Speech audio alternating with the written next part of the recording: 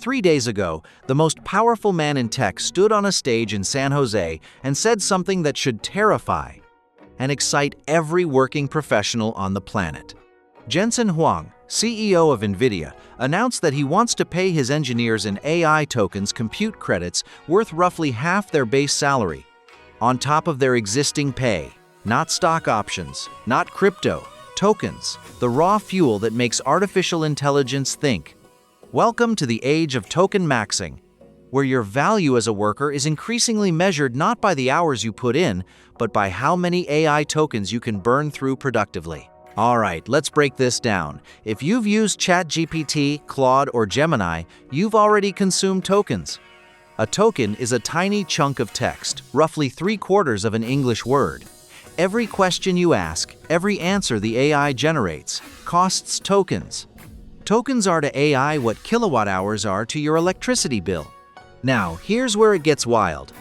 According to data from OpenRouter, a platform that routes AI requests across hundreds of models, weekly token consumption across the AI industry has surged over 3,800% in the past 12 months. Google said at I/O that it was processing nearly 1 quadrillion tokens per month. Microsoft reported processing over 500 trillion tokens in just the first half of 2025.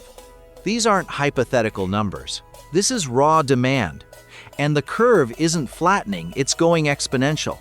The term tokenmaxxing emerged in early 2026 to describe the corporate obsession with maximizing token consumption as a proxy for AI adoption. It's part meme, part genuine strategic philosophy.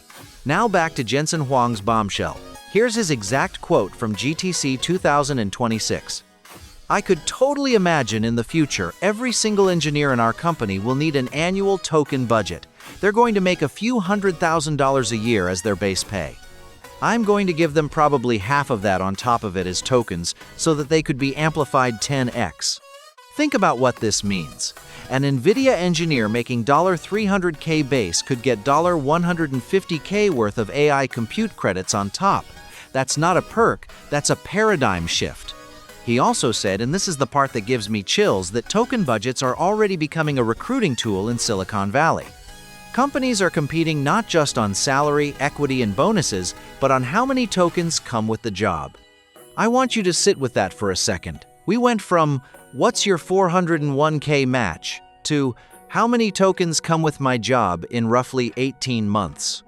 An engineer with unlimited inference access can produce fundamentally more software than one without it. The output gap, according to some estimates, could be as high as 8x. That creates a two-tier labor market almost overnight. But here's the uncomfortable truth nobody at GTC talked about. Tokens are a terrible metric for productivity. The Wall Street Journal just reported that a growing number of companies are now tracking employees' token consumption as a performance metric, and I think that's profoundly dangerous. Think about it. A poorly written prompt that forces the AI to iterate 5 times will burn more tokens than a beautifully crafted one-shot prompt that nails it on the first try. Measuring token consumption is like measuring how much gas an employee burns without checking where they drove. You could be rewarding the least efficient workers. Deloitte's latest research calls this the AI spending paradox. Token prices have plummeted, dropping 280-fold in 2 years for some models. GPT-4 launched at $33 per million tokens. Today, OpenAI's cheapest model costs 9 cents. But enterprise AI bills are skyrocketing because of non-linear demand. Reasoning models, agentic workflows, multi-agent loops, these aren't your grandfather's chatbot. A single agentic workflow can burn through millions of tokens per task. And here's the killer stat. 81% of enterprise leaders say their AI investments are difficult to quantify, and 79% report their AI budgets are essentially untracked. Companies are pouring money into a metric they barely understand. Now, here's the part of the story that Western media is barely covering, and it's massive. According to OpenRouter data from March 2026, 4 of the top 5 most called AI models globally were Chinese. Minimax's M2, 5. Moonshot AI's Kimi K2, 5. Jipu AI's GLM5, and DeepSeek's V3, 2. Together, These 4 models comprised 86% of total call volume among the top 5. Minimax M2. 5 alone exploded to 3.1 trillion tokens per week shortly after release, exceeding the combined total of the other 3 leading Chinese models. Chinese AI tokens now account for over half of the top-tier global consumption on aggregation platforms. What's happening here is a fundamental shift in how the global AI race is being fought. It's no longer about who has the smartest model in a lab. It's about who can provide the most stable, cost-effective, and scalable infrastructure for the millions of agents that will soon run the global economy. The irony is thick. While Washington debates AI safety frameworks and Europe writes regulations, China is winning the token war by doing what it does best, manufacturing at scale and undercutting on price. DeepSeek's architecture reduced reasoning costs by 36 times compared to GPT-4. This isn't just competition, it's commoditization. So let me give you my honest take on what's really going on. Tokenmaxxing is the exact same pattern we've seen in every major technology wave. Remember eyeballs in the dot-com era? Click-through rates in digital advertising? Monthly active users in social media? Every time, the industry picks a volume metric as a proxy for value, rides the hype to insane heights, and then eventually, sometimes painfully, discovers that volume without substance is just expensive noise. Tokens are real, don't get me wrong. They measure actual compute, actual work being done. But the gap between "we processed a quadrillion tokens" and "we generated a quadrillion dollars of value" is potentially enormous. Only 28% of global finance leaders report clear, measurable value from their AI investments. Only 23% of companies have moved beyond AI pilots to fully autonomous agent systems. Here's my contrarian take. The real winners of the token economy won't be the companies that consume the most tokens. They'll be the companies that consume the fewest tokens per unit of value created. Just like the winners of the cloud era weren't the companies that spent the most on AWS, they were the ones with the best unit economics. So what does this mean for you, watching this video right now? If you're a developer or engineer, learn to be token efficient, not token hungry. Master prompt engineering. Understand when to use a $0.09 model versus a $15 model.